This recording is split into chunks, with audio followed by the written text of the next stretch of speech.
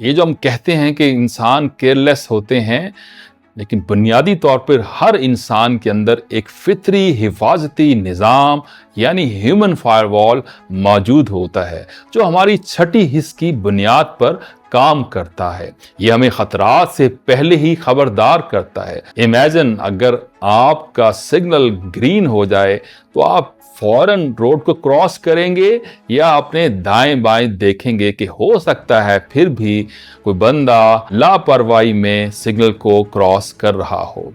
یہی شعور ہمیں بے سوچے سمجھے فیصلے کرنے سے روکتا ہے۔ دلچسپ بات یہ ہے کہ یہی فطری نظام جانوروں میں پایا جاتا ہے۔ بلی یا کتا بھی سڑک پار کرنے سے پہلے رک کر دائیں بائیں دیکھتا ہے۔ یہ اللہ کی عطا کردہ وہ ڈیفالٹ فائر وال ہے جو ہر لمحے ہمیں گائیڈ کرتی ہے۔ اسے کبھی غیر فعال نہ ہونے دیں بلکہ اپنی روزمرہ زندگی میں شعوری طور پر استعمال کریں، کیونکہ یہی اصل عقل، شعور اور حفاظت کا ذریعہ ہے۔ آپ نے کبھی غور کیا ہے گھر میں اگر دروازے کا تالا خراب ہو جائے تو ہم فوراً مارکیٹ بھاگتے ہیں، جیب سے پیسے نکال کے نیا تالا خریدتے ہیں، کیونکہ ہمیں اپنی اور اپنی فیملی کی سیکیورٹی بہت عزیز ہے۔ لیکن وہی بندہ جب آفس آتا ہے تو کہتا ہے ہمیں تو پتہ ہی نہیں چلا کہ یہ لنک جو ای میل میں آیا ہے یہ میلیشیس تھا، یا اگر پاسورڈ سمپل ہے، ایزی ٹو ریممبر ہے، بائی ڈیفالٹ ہے تو ہم تو اسی کو ہی پریفر کریں گے، استعمال کرتے رہیں اور اس کو بلکہ اپنے ڈیسک پر چسپاں کریں گے تاکہ ہم بھول نہ جائیں۔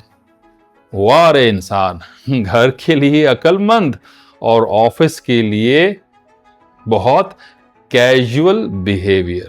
یہ جو کیجول لوگ ہوتے ہیں جس کو ہم ایک اور لینگویج میں میسنا پن بھی بولتے ہیں، ایک دوہرا معیار ہے۔ یہ وہی لوگ ہیں جو جب کسی کمپنی کا سسٹم ہیک ہو جائے یا ڈیٹا لیک ہو تو کہتے ہیں اس کے لیے تو آئی ٹی ڈپارٹمنٹ ہے بھائی، ہم کیوں ٹینشن لیں۔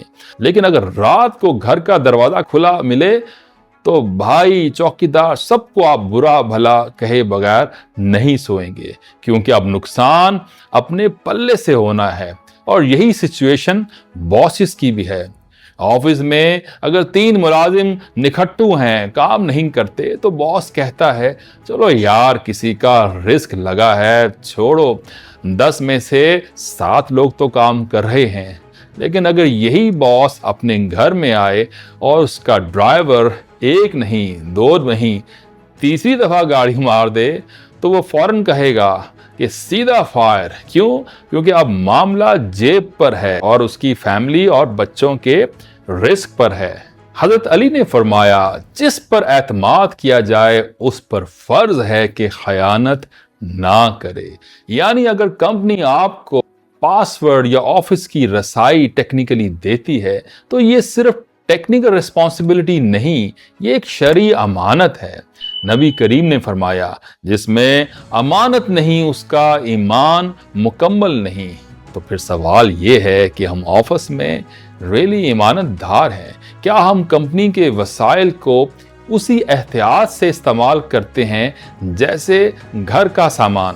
جب کمپنی ہمیں لیپ ٹاپ دیتی ہے، جب ای میل اکاؤنٹ دیتی ہے، جب ہمیں کسی سسٹم کی رسائی دیتی ہے تو یہ سب امانتیں ہیں، صرف کام کے ٹولز نہیں۔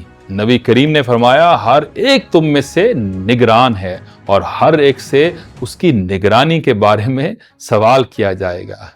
تو سوال یہ ہے کہ کیا ہم واقعی اپنی ذمہ داریوں کے نگران ہیں یا صرف اپنی ذات کے محافظ؟ کامیاب انسان وہ ہے جس کا کردار ہر جگہ ایک جیسا ہو، اس کی انٹیگریٹی ایک ہو، وہ گھر میں بھی دیانتدار ہو اور آفس میں بھی ذمہ دار۔ وہ اپنے آفس کی چیزوں کو ایسے سنبھالے جیسے اپنے گھر کی چیزیں، اس کا کمپیوٹر، اس کا پاسورڈ اس کی ذمہ داری، سب کچھ اس کی امانت ہو۔